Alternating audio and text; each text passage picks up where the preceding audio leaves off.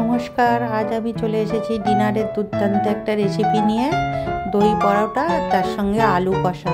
তো দুটো রেসিপি আমি পরপর দেখাবো। দেখে ভালো লাগলে অবশ্যই লাইক করবেন, কমেন্ট করবেন আর আমার এই চ্যানেলটির পাশে থাকবেন। তো আমি প্রথমে আলু কষার জন্য কড়াতে সর্ষের তেল দিয়ে তাতে মিহি করে কুচানো পেঁয়াজ দিয়ে দিলাম।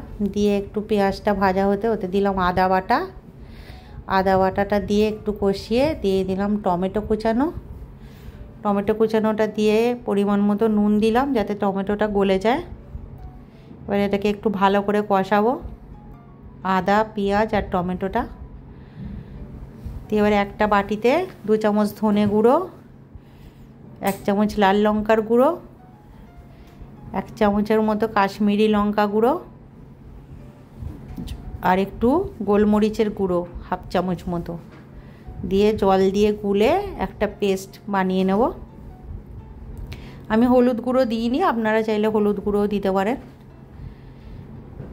এবার এই মশলাটা একটু কষানো হয়ে গেলে গুলে রাখা চিনি দিলাম একটু, দিয়ে এবার গুলে রাখা মশলার পেস্টটা ওর মধ্যে দিয়ে দিচ্ছি। দিয়ে এবার খুব ভালো করে মশলাটাকে কষতে হবে।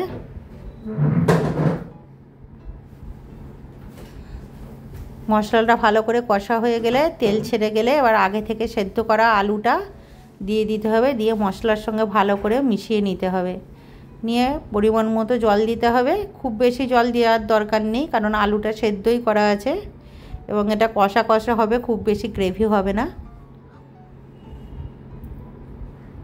এবার 5 মিনিট মতো ঢাকা দিয়ে রাখার পরে যখন ঝোলটা একটু কমে আসবে তখন এতে ধনেপাতা কুচোনো আর একটু গরম মশলা গুঁড়ো দিয়ে গ্যাসের ফ্লেম অফ করে দিলেই রেডি হয়ে যাবে দুর্দান্ত স্বাদের আলু কষা। তো এই আলু কষাটা রুটি, লুচি, পরোটা সবের সঙ্গেই ভালো লাগবে। তা আজ আমি বানিয়েছিলাম এর সাথে দই পরোটা। তো দই পরোটাটা বানাবার জন্য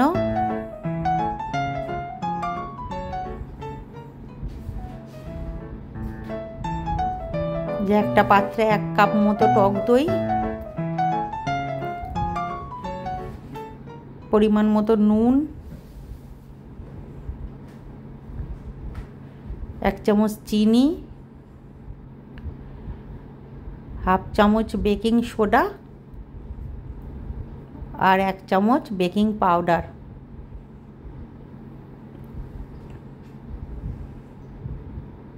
দিয়ে ভালো করে এটাকে মিশিয়ে নিতে হবে।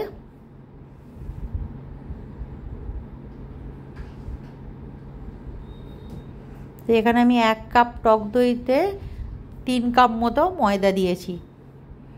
দিয়ে এবার এই টক দইয়ের সঙ্গে ময়দাটাকে আগে খুব ভালো করে মাখতে হবে। মেখে লাস্টে পরিমাণ মতো যতটা জল লাগবে ততটা জল দিতে হবে।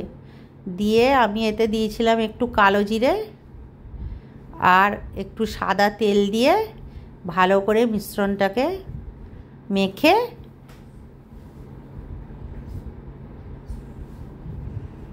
ভালো করে মাখতে হবে, একদম নরম করে মেখে একটা ভিজে কাপড় দিয়ে এটাকে কিছুক্ষণের জন্য রেস্টে রাখতে হবে। প্রায় 10 মিনিট মতো রাখলেই হবে। এই যে 10 মিনিট পরে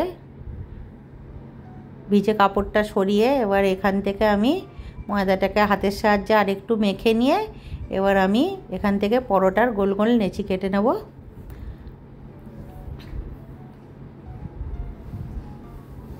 নিয়ে পরোটাটাকে বেলে, আর যে আপনি যে কোনো আকৃতিতে বেলতে পারেন, ত্রিকোণা করে, গোল করে, চৌকো করে, যেরকম আপনার পছন্দ সেইভাবে বেলবেন। কিন্তু দেখবেন যেন বেশি বেলাটা পাতলা না হয়ে যায়, মোটামুটি একটু মোটা থাকবে। খুব পাতলা হলে পরোটাটা আবার ভালো লাগবে না খেতে।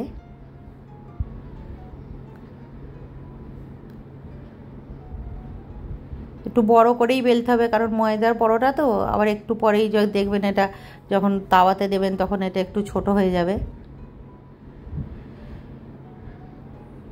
তো এই যে এবার আমি তাওয়াতে দিয়ে দিয়েছি।